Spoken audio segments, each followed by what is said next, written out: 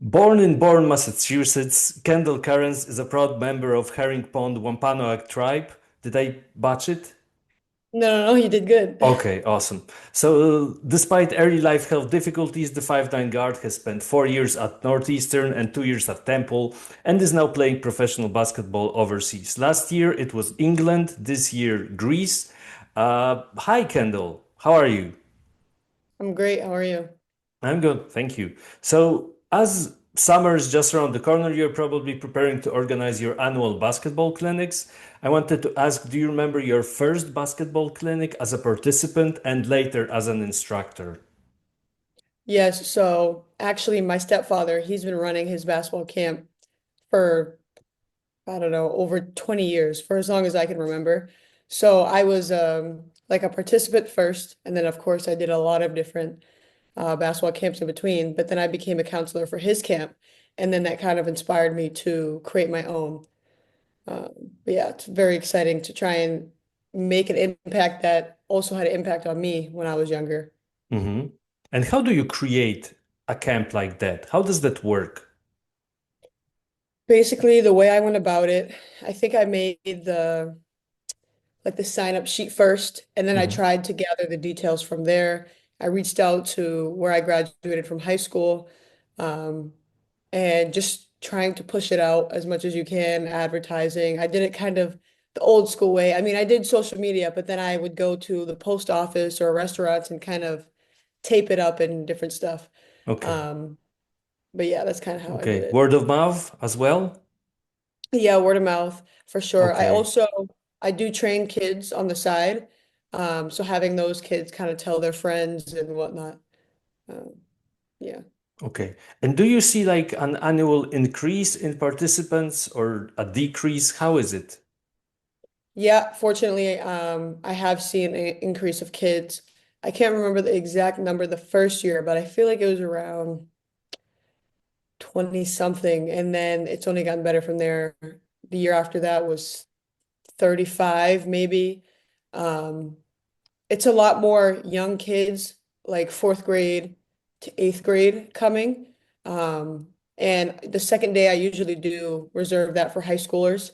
I mean, I know high schoolers in the summer and stuff, they want to do other things probably, but I've had like a really good group of high schoolers come and participate, and I've been able to push them and different stuff like that. Okay. And what made you believe that you could actually inspire others, but also help them get better at basketball? Was there like one particular kid that you saw that you were molding and this kid was improving, or how did that happen? Um, I guess I could say that kind of, but I like through all of college, both colleges I went to, we would always have young fans come, lots of people. Um, and I was already kind of making an impact on the court. People would message me on Instagram or Facebook, or different parents would reach out to me asking if I would train their son or daughter. And also just like the messages supporting me, just being like, oh, we watched your game. It's like amazing, blah, blah, blah. So I thought, well, why don't I make an impact and have a camp in the summer and make it fun? And, basketball should be fun when you're super young. Um, and I know a lot of kids that I've been around, it seems like they're not having too much fun. And I get it. People want to be competitive. Of course, yeah, you want to compete, but you also want to have a good time doing it. Hmm. And was there a particular experience in your childhood that you think makes you relatable to the kids you're teaching how to play? Um, I guess not really. I've been playing since I was really, really little, like 5 years old probably. And so basketball has just always been in my family. So I can't think of like a particular moment exactly, but Hmm. So you don't have like a story that you tell kids every year that, for example, when I was your age, I also struggled with basketball or I also had some issues. There's nothing like that. unfortunately, no. Well, I don't know if unfortunately. Yeah. Yeah. Okay, because you lived an extraordinary life, as people can learn from your website. If you want to plug the address, here's your chance to do it. Yeah, it's just kendallcurrents.com. Okay, okay. And what made you want to actually start a website and run a website? I started the website because I was doing the basketball camp and stuff. Also, I started my own clothing line after I tore my ACL in 2023. So I was like, I should probably have some type of website so people have access to all the different stuff. And then I thought, well, I do interviews like this and other things, and then I can embed them in the website so people can check them out as well. So I just thought it Okay. was something good to have when people are asking me what I'm up to. Well, you can just go to the website and see. And I try to host, I've been trying to host um, different events. Like I threw out the first pitch to the Bourne Braves game a Hmm. couple years ago now, and like to invite people to those. So. Okay, okay, that's pretty cool. Because on your website we can read you're very open about your life, which is awesome. Awesome. That you were born with three holes in your heart. Mhm. Bis bicuspid, is it Yeah, bicuspid bicuspid? aortic valve. Bicuspid aortic valve. You've probably practiced that like your whole life, right? Yeah. So you're pretty good at that. And cleft lip and palate. So Mm. I mean, maybe we should start with the three holes in the heart. Like, what's the story there? Is there a Yeah, story? so when I was born, obviously born with three holes in my heart, along with the cleft lip and palate, and the heart murmur and the valve, all that stuff. Very fun. I mean, I can't really speak too highly from when I was like a little kid. But I remember, I imagine my parents were pretty scared. They were in their 20s when they had me. Um, the doctors assured that the holes would close by themselves through medicine and different stuff. So I was lucky I didn't have to have any type of open heart surgery or anything like that. Very grateful to not have gone through that because that's such a big procedure. I don't know, maybe I wouldn't be where I am right now. Hmm. Um, and then as far as like the cleft lip and palate stuff, my last official surgery was when I was 17. So I was still in high school. And that one was like a jaw surgery. So yeah, it's just been a lot of different surgeries. But for me, the reason I'm very open about it is there's so many different people with so many different things going on in their life. And I guess I just want to share my story and let them know that like through adversity and through different things, and different cards that you're dealt, that you can control your narrative a little bit. Of course, there's instances where, you know, you're not able to say like live the normal life that someone else lives. Um, but yeah, so that's why Yeah. I'm very on it. So it's hard probably to ask that question, but what was worse, like those things that you had to go through, or the ACL tear that happened? Tearing Because my I mean, you were a kid when this was happening, right? And then you're like a full grown adult who actually right, has plans and ideas, and this is like a serious setback. So what was right. worse mentally for you? I'll say at the time, when I had my jaw surgery when I was still in high school, that one was my jaw was wired shut, so I couldn't really talk or anything. Had to relearn how to talk because they actually broke my jaw, moved it forward. So I have six titanium plates going here. Couldn't do any physical activity for like 8 weeks. But looking back, that I did it during the off season, so it didn't affect me too much. But now when I compare every single surgery I went through versus just one on my knee, it was far worse, far more mentally challenging. Um, and just like for the cleft lip and palate stuff, I knew I was gonna have to have all that surgery. Hmm. So like there's nothing I could do to avoid it. This was not to be a little bit dramatic, but it was like heartbreaking for me when I found out. Hmm. Um, I just didn't know what was going to happen. I mean, of course, a lot of people have surgery, they come back, but I guess I was questioning what type of player was I going to be? Am I going to be slower? Am I going to have to adapt? And something I feel I am really great at is adapting. Um, but it took me a long time to come back, and I wasn't hitting like the exact markers that I wanted to hit, Hmm. which is okay because everyone's experience and journey is different. But like I wasn't able to run at my 6 months mark. I just couldn't do it. My leg was still too small. And I remember being so frustrated throughout the entire process of just like, why isn't it getting bigger? Why isn't it getting better? Like, what is this? But now looking back, I'm glad I was able to go through that.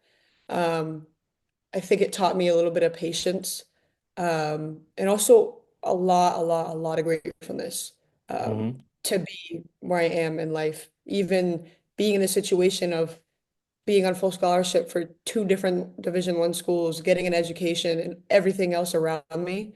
Um, so yeah, Yeah, I mean, the timing was, I mean, there's never good timing for that, but the timing was really yeah, unfortunate because you have transferred to a different school, right? So, yeah. how did you spend your first year at Temple with that injury, apart from rehab, obviously? What did you do? Literally just school. So I started grad school, um, and just rehab. I would pop into Okay, practice every now and again, but we were just trying to focus on getting my knee better and rehabbed and all that different stuff. It okay. was really boring. Um, and it was hard for me to watch practices a little bit and not want to be out there. Um, or, when drills and the sprints got tough and people want to quit, it's like, well, I wish I was out there. Like, I wish I could feel that right now. So that was a little bit tough. But yeah, my day was literally rehab, school, and rest. That's it. And so because of that, that's where I came up with my website, my clothing brand idea, and some more stuff. Yeah. And so I wanted to ask you what kept you going, but it's pretty simple. You wanted to get back to something you were good at, right? So, Yeah. if we can take a step back, then your father is the chief of the Herring Pond Wampanoag Tribe. Wampanoag. Yep. I Yeah, you have got it. You got it. the G. I Yeah. forget about the G. So, how did being the chief's daughter impact your childhood? Was there any impact or not really? Well, he like recently became the chief. So when someone in the tribe is named the Okay, chief, okay. Um, it's for a lifetime. Like it's a role that like it's not like the president where you can just serve a Mm-hmm. term and then just, like move on. So we did have a previous chief. Can't remember exactly what happened, but we didn't have anyone to fulfill that role. And my father, as the medicine man, holds like a significant role in the tribe. And so he kind of came into that role. I think people pushed him into that role a little bit. Um, so, I mean, as a child, it didn't affect me because he wasn't that. And as I've gotten older, um, we have a funny relationship because I try and separate when I'm at tribal things, him being my father, and like respect him just as his role. And of course, when we're at home, it's different. Mm-hmm. Um, but yeah. So Okay. overall, growing up in the community and him having the role that he did have as medicine man, it was pretty cool to watch and learn, and take things from him. Sometimes that Mm-hmm. a lot of people get to really see. And did being a part of a tribe actually shape you as a person? Are there any like shared qualities when it obviously it did shape you? Just what aspects of your personality were shaped by that upbringing? Uh, Honestly, maybe to be a little bit more resilient. I don't know how much history you know on like the Native American and Wampanoag people, but like I'll say my ancestors have been through a lot. So I think even through, if you put like my whole life together of being through the surgeries and everything and being a Native person, trying to persevere in this world that, it kind of isn't meant for you. Mm-hmm. Um, so yeah, just being um, kind of resilient to a Mm-hmm. T. Um, but yeah. Okay. Okay. And uh, Yeah. what was first, basketball or soccer in your life? Oh, basketball for sure. Okay. Okay. But did you start playing basketball first and then soccer or yeah? Yeah, so I always, like literally, as long as I can remember, I first started playing basketball. Okay. And then maybe kindergarten, first grade, I started playing soccer. Okay. And any like relationship that you have with soccer now or not really? Not really. Um, not really. I have not played soccer since high school, actually. Really? Okay. Okay. Because I was hoping that you would appreciate my jersey. It's the team from Newcastle where you actually Newcastle played. United. Yeah, it's the away kit of Newcastle United. You can see the like Oh, I didn't even see the logo. logo. Yeah, Yeah, I well. like that team. I've gone to a couple games when I was there. Okay, that's what I wanted to ask you. Like when you were in Lucas, did you go to games? Did you enjoy them or so? I love them. Okay. I was supposed to go with one to my dad, and the tickets that we got were on the opponent's side, but I had Okay. like my Newcastle stuff on, and my dad was like, "Oh, let's go over there." I'm like, "No, no, no, no, no." I'm like, "We're not going." I was like, "These people are crazy. We Yeah. can't wear Newcastle to the other team's side." I'm like, "You're gonna get us beat up." Yeah. Um, so it was always cool, the rivalries and how competitive football is over there. It's amazing. I went to a couple games. Okay. Um, Because the yeah. fandom is quite different, right? It's something It else. is. Yeah, and you've Yeah. probably experienced it more when you were in Greece than in Yeah. England, actually, right? So I would like to ask you now about your experiences in Greece in general. How was it? How would you evaluate it? It was fun. People keep asking me like what did I like better, England or Greece, but they're like not comparable at all. It's two completely different experiences, but it was nice to be. I was on Coast Island. So in the beginning it was a bit difficult because it's like a lot of the flights only go to Athens or Hmm. you could take so being on this like remote island. It was beautiful. The beach was right there. It was warm for a good part of the time that I was there, which I loved, especially being from Massachusetts. Yeah. Um, and the fans in the community on this island, it's like everyone knows each other. Everyone knows what you're doing at all times. It's kind of I don't hate it, but it's like a tight-knit community, almost like family. And Hmm. everyone on the island is so supportive of everything that's going on. And Yeah. I did feel that when I was in Newcastle as well, because it's like a small little city. But the fans were crazy. I loved it. Okay. I'm not gonna ask you about food, where the food was better, because the answer is kind of obvious, right? Anybody who's been to the UK has similar experiences when it comes to their food. So I mean, here in Poland, like it's like I don't know, heaven and earth, really.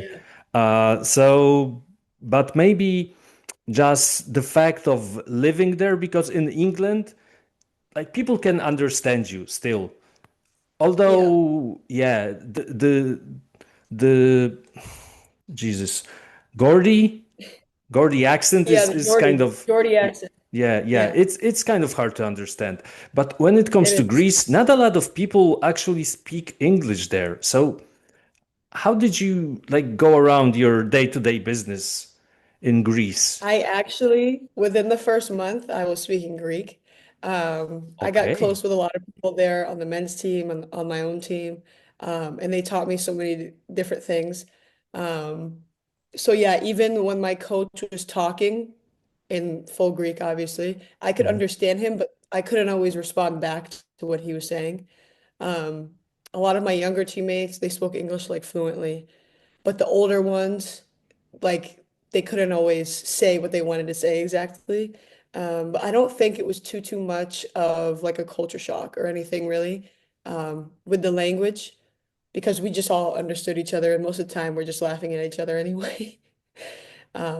But yeah, I'd say navigating that was pretty easy for me. Okay. And our language is one of your talents or not so much? So do you easily pick up languages? It depends. Sometimes when Okay. I'm there and I'm in it, I can say exactly what's going on. Okay. Or like for example, when my mom came with my grandmother, my aunt, and my sister, and we went to Paris for the weekend. I was such in like a Greek mode that because I took French for 4 years of high school and I used to be Hmm. really good. And they were like, "Oh, speak French to them. They're asking us a question." And I was like, "Oh, what are you saying?" And then I responded to the man in Greek, and I was like, "Oh, sorry. Hold on a second. I'm like, I'm in the wrong Yeah. mindset here." Wow. So, okay. Did they like Paris? Did they enjoy it? They enjoyed it. That was all our first time being there, so it was beautiful. It was amazing. Okay. Cool, cool. So, France, do you have like a list of countries that you want to visit? And is France on that list? If you want to visit and play there, obviously, right? Because I mean, Yeah, I Greece, want to that's go on awesome. there. England is pretty nice as well. Like you can't hate on England. So, other countries on your list? Spain, and I mean, I've gone to Okay. Spain 5 times. I went to school twice, through my school twice. I'd go to Italy. My dad was born in Germany, actually. He's a military baby. So Okay, my that's parents, why. Yeah. grandparents on his side grew up Yeah. overseas, so they've been everywhere. That would be cool. Maybe Poland. Yeah. Um, I don't have a preference. Like there's so much to explore in Europe and even Asia. Like I'd go to Japan or something like hmm that. So honestly, like I have the whole list of countries I'd want to go hmm to. If you like the weather in Massachusetts, I guess that Poland would be okay for you. Like right now, it's like, I don't know, 10 degrees Celsius and it's really Okay. cold. Like there's Yeah. rain. So you would love it. You would love it here, most definitely. Okay. So I also wanted to ask you about Northeastern because obviously you're wearing the attire. So Oh I yeah. guess that's probably the school was kind of big for you, right? I guess it Yeah. was a big deal because you made a verbal commitment already in 2017. Why did you Mhm. decide on that school? I think when me and my parents talked about which school I was going to, um, because there was a couple different options where I got a full ride to, and we thought about like a question that I feel not a lot of people ask is, what are you gonna do when basketball is over? hmm Um, and obviously, when you're young, you don't want to think about not playing anymore. And so, just academically going to Northeastern, being in Boston, which is such an academic I mean, you have BU, you have BC, you have all these other schools around that are renowned schools. And I thought that was just the best option for me. I got along with the girls, like going to visits and different stuff. I liked the coach, and I liked the program. And they also do co-op, which I unfortunately didn't get to do, but that's also a good resource that they have for just helping you in your career. Like a lot of my hmm teammates were able to do that because they didn't continue playing basketball after college. Um, but it was so easy to get into the to get a job outside of college. But so many connections I made through Northeastern and being only what I mean, my mom lives 15 minutes from the city and my dad is like an hour and a half or so. Um, yeah, so I thought that was the best option. hmm And then why did you decide to transfer to Temple? Well, I was gonna declare pro after I hmm graduated from Northeastern. I tore my ACL actually around this time, May 8th, and I was out in Arizona. So I actually was planning on playing professional Okay, so it right was after. before the. Okay, okay, okay. Yeah, so I was trying to see if I could get an invite to training camp in the WNBA, seeing if I'm going overseas or just figuring out what I'm doing next with my career. And then I had torn it, and so then I kind of had to reroute, put my name in the transfer portal, um, and yeah. Okay, okay. And any like evaluation of that experience? Because 1 year you sit out, but the next year you finally get able to play, bounce back. And were Yeah. you happy with the overall experience or not really? Um, I'll say as like a student outside of basketball, I made really good friends, really great hmm connections, which is something I didn't focus on entirely when I was at Northeastern because all the athletes we kind of stuck together. But I really branched out. When you're getting your master's, you're dealing with people who are in your class that are in their 30s, in their 40s. They've got kids, a wife or husband, and they have their life set. So making those connections was like super important for me. hmm Um, in basketball, I mean, I don't know. I don't really talk about it too much. I didn't have Okay. like the best time. That's just my experience. I'm not saying someone else's experience couldn't be better. But I mean, just something that's part of my journey and something that I had to go through. Okay. Yeah, sure. The last question I have is what are you gonna do when basketball is over? Are there any plans already in place for you, or you're still kind Like of kind of. I try not to think about them too often, but I had like a couple job opportunities in the city in Boston through different people that I know. And then I'd probably coach, um, I don't know, focus on my clothing brand. Something that I've always wanted to do is open my own gym. okay, So like weightlifting and then like half basketball with like a smoothie bar, with the hot tub, cold tub, all the recovery options. So I think that would be pretty cool, especially okay, in Boston. Like there's so many, it's like when you want to get medical care, come to Boston. And so I want to create a gym that is recovery based. Um, yeah. okay. So, but do you also have a license of like in Poland, in order to coach people, you need to have a license to be like a personal trainer. Do you have a license, or do you plan on getting one as well? I'll probably get a license. I mean, I think America is a lot different where it's based off of experience instead Mm-hmm. of like license. Like I knew in England, they had asked me to coach or ref or something, and there's like little certificates and tests that you Mm-hmm. have to pass, Yeah, like level one, two, three, um, which I feel like it should be that way, ideally. But here I feel it's more experience based, where you've gone to school, where you've played, what you've done. But I plan on getting my official license eventually, probably when I have more time to focus on that. sure, sure. Hopefully you won't need like another injury to focus on that, right? I know, Instead it will be right? like, yeah, yeah, Yes. okay, okay, yeah, fingers crossed. Okay, thank you so much, Kendall, and good luck in your future endeavors as well. Thank you So so thank much. It you, was nice to meet you. thank you. Nice.